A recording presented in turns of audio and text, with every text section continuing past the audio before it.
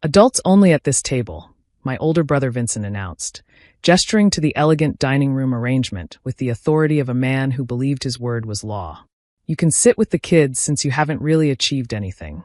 No offense, but this conversation is for people with actual careers. My teenage daughter Amara watched me silently pick up my plate, her eyes blazing with indignation on my behalf. But why was I smiling as I settled among the children? And why did my brother's confident expression crumble when I handed him an envelope after dinner with the words, "Your mortgage holder wanted me to deliver this personally?" Vincent stared at the envelope like it contained a bomb. "What is this?" "Open it." The room had gone quiet. Parents, aunts, uncles, the whole Patterson family gathering frozen around their coffee and dessert. Vincent tore open the envelope and pulled out the letter. I watched his face drain of color as he read. This says the mortgage on this house was purchased by Meridian Holdings." "That's correct. And that Meridian Holdings is requesting a meeting with the property owner regarding." He looked up. "What is this?" "Meridian Holdings is my company, Vincent. I bought your mortgage from the bank 18 months ago." I smiled pleasantly. "I own the house you just kicked me out of the adults' table for not achieving enough to deserve." The silence was deafening. I'd always been the family afterthought.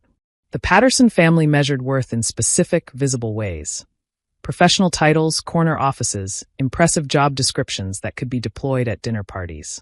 Vincent was a senior partner at a law firm. My sister Claudia ran the marketing department at a Fortune 500 company. Even my younger brother Marcus had climbed to VP of operations at a manufacturing firm.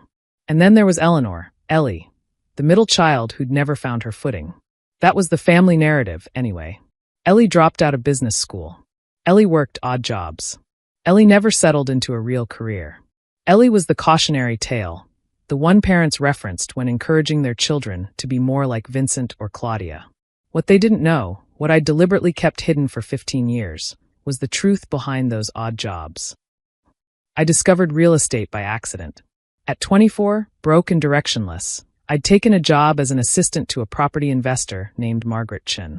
She was 73, sharp as a blade, and had built a $50 million portfolio from nothing through pure determination and strategic thinking. Margaret saw something in me that my family never had. "You're not unfocused," she told me once. "You're just focused on the wrong things, specifically trying to please people who'll never be satisfied. Stop that. Focus on building something instead." She taught me everything. How to identify undervalued properties, how to calculate returns, how to negotiate deals, how to see opportunity where others saw decay. When she retired, she sold me her company at a fraction of its value.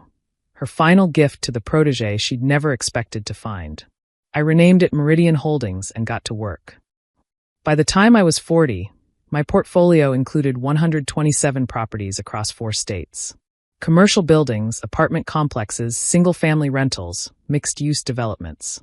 Meridian Holdings generated $8 million in annual revenue, employed 23 people, and had made me wealthy beyond anything my family could imagine. I kept it quiet, partly for privacy. I'd learned from Margaret that visible wealth attracted problems. Partly for protection. My children deserved normal lives, not the complications that came with obvious money. But mostly, I'd kept it hidden because I was tired of seeking validation from people who'd already decided I was worthless. Let them think I was a failure. I knew the truth. The truth was that I'd purchased Vincent's mortgage on a whim 18 months ago, when I discovered his bank was selling off a portfolio of residential loans. His was included almost accidentally, a house I recognized from family gatherings, attached to a loan I could acquire for investment purposes. I hadn't planned to do anything with it. Just another asset in my portfolio. Until he sent me to the kids' table. The Thanksgiving gathering was at Vincent's house, the house I now technically controlled. I'd arrived with Amara, 16, and increasingly aware of how the family treated me. She'd watched for years as I was overlooked at gatherings, interrupted in conversations, treated like a peripheral figure rather than a full member of the family. "Why do you even come to these things?" she'd asked in the car. "Because family matters. Even when they're difficult. They don't treat you like family. They treat me like what they think I am. That's not the same thing." She hadn't understood. But she would soon. The seating arrangement was Vincent's power play. The adults' table was the formal dining room. Partners, executives, people with impressive titles. The kids' table was the breakfast nook, Children, teenagers, and apparently, sisters who hadn't achieved enough to deserve real estate at the grown-up conversation. No offense, Vincent had said, though offense was clearly the intent. I picked up my plate and moved to the kids' table without protest. Amara followed, furious, but I squeezed her hand under the table. "Watch," I whispered. "And learn." The kids' table was actually delightful. I talked with my nieces and nephews about their lives, their dreams, their frustrations with parents who measured everything in achievements. They were refreshingly honest in ways adults had forgotten how to be. "Aunt Ellie, what do you actually do?" my nephew Marcus Jr. asked. "Mom says you work in real estate, but she makes it sound boring." "I buy buildings. Lots of them. Like houses. Houses, apartments, offices. A whole portfolio." "That sounds cool." "It is cool. Your mom just doesn't know the details." Dinner passed pleasantly.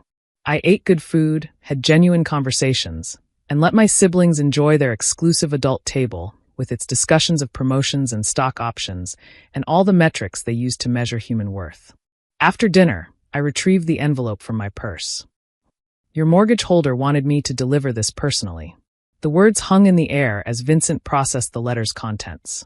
"You own my mortgage?" "Meridian Holdings does." "Which I own." "So yes." "Since when?" 18 months. "Your bank sold a portfolio of residential loans. Yours was included." "Why didn't you tell me?" "Why would I? It was a business transaction.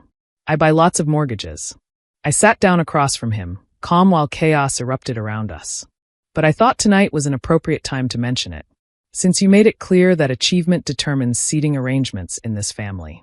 Claudia had gone pale. "Ellie, what is Meridian Holdings?" "What are you talking about?" "My company owns 127 properties. About $85 million in assets, give or take." I smiled at their stunned faces. "I've been running it for 15 years. You never asked what I actually did, so I never explained." "That's impossible," Vincent sputtered. You can't." "Can't what?" "Can't succeed without announcing it at every family gathering? Can't build something without your approval." I shook my head. "I built something substantial while you were all deciding I was a failure. The difference is I didn't need an audience." The questions came rapid fire. "How did I start?" "Margaret Chen's mentorship and a company I purchased at discount." "Why the secrecy?" "Privacy, protection, and frankly, exhaustion with family judgment." "Was the mortgage purchase a threat?" "No, it was an investment that happened to include a familiar property." "What did I want now?" "Nothing. Just acknowledgement that their assumptions had been catastrophically wrong." "You've been lying to us for 15 years, Claudia accused. "I've been living my life without your commentary for 15 years. "That's not lying, that's boundaries." "But family shares things. Family also respects each other, supports each other, doesn't banish people to kids' tables because their achievements aren't impressive enough." I looked around the room. "I stopped sharing my life with you because every time I tried, you dismissed it. Ellie's doing something with houses. Ellie has another scheme. You decided who I was decades ago and never updated your assessment." My mother, silent until now, spoke up. "Eleanor, we had no idea." "You had plenty of ideas, Mom. They were just wrong." I stood up. "I'm not angry. I'm not even hurt anymore. I just wanted you to know, finally, what you've been looking at all these years. Not the failure you imagined. A woman who built an empire while you weren't paying attention." Amara was the one who broke the silence. "My mom is the most successful person in this room," she said, her teenage voice carrying clearly. "She's been hiding it because you all made her feel like she wasn't worth including." "How messed up is that?" Nobody had an answer. "I've listened to you talk about Aunt Claudia's campaigns and Uncle Vincent's cases for years. Nobody ever asks what Mom does. Nobody cares about her work. Tonight she got sent to eat with the kids because she hasn't achieved anything." Amara shook her head. "She achieved more than all of you.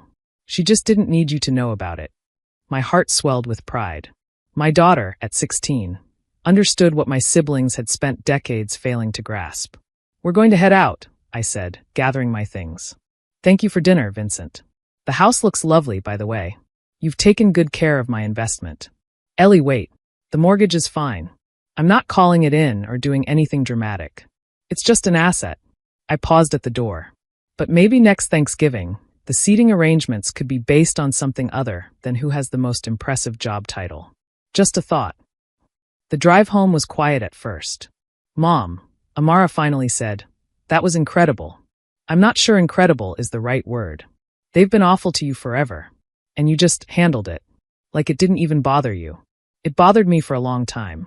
Years of feeling less than, of questioning my choices, of wondering if they were right about me. I smiled at her. But somewhere along the way, I realized their opinion wasn't the measure of my life. My work was. My family, you and your brother, that was the measure. Once I understood that, their dismissal stopped hurting. But you showed them tonight. I showed them the truth. What they do with it is up to them. The fallout took months to settle. Vincent called to apologize awkwardly, clearly coached by his wife who'd been horrified by his behavior. Claudia reached out to reconnect, though her questions about my portfolio felt more like assessment than genuine interest. My mother cried on the phone about missing so much of my life. I accepted the apologies with grace, but I didn't change my boundaries. They could know more about my life now. I was tired of the secrecy, but that didn't mean I trusted them with my vulnerabilities. Trust, once broken, requires more than words to rebuild. Some relationships improved. Vincent became genuinely curious about real estate investing, and we'd developed an unexpected rapport discussing property markets. Others remained surface level. Claudia still measured everything in competitive terms. She'd simply recalibrated her rankings to include my portfolio. My mother tried hardest. She called weekly now, asking about my actual work, my actual life. She'd missed decades, and she knew it. "I'm sorry," she said during one call. "I should have seen you clearly. You saw what I let you see. We both share responsibility. Will you let me see more now? I'm working on it." Amara asked me about it recently. "Mom, do you regret keeping everything secret? All those years of them thinking you were a failure." I considered the question carefully. I regret that it was necessary. I wish I'd had a family that celebrated my path instead of dismissing it. But the secrecy protected me too. It let me build without interference, without judgment, without having to justify every decision to people who'd already concluded I was wrong. But they know now. They know the outcome. They still don't fully understand the journey. I smiled. Some things are just for me. The struggle, the learning, the decades of work that created Meridian Holdings. That's mine. They get to see the success, but the story of how I built it, that belongs to me and Margaret's memory. That's actually beautiful, Mom. That's actually boundaries, sweetheart. The most beautiful word I know. Last Thanksgiving was at Claudia's house. I sat at the main table. They made sure of that. The conversation included my work, my opinions, my contributions. They'd learned, finally, that achievement took many forms, and that the quietest success could be the most substantial. After dinner, Vincent raised his glass. To Ellie, for teaching us that we don't always see what's right in front of us. I accepted the toast gracefully.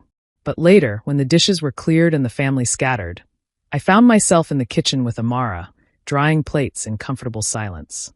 "You know what's funny?" she said. "They respect you now because of the money. The portfolio. The mortgage. I know.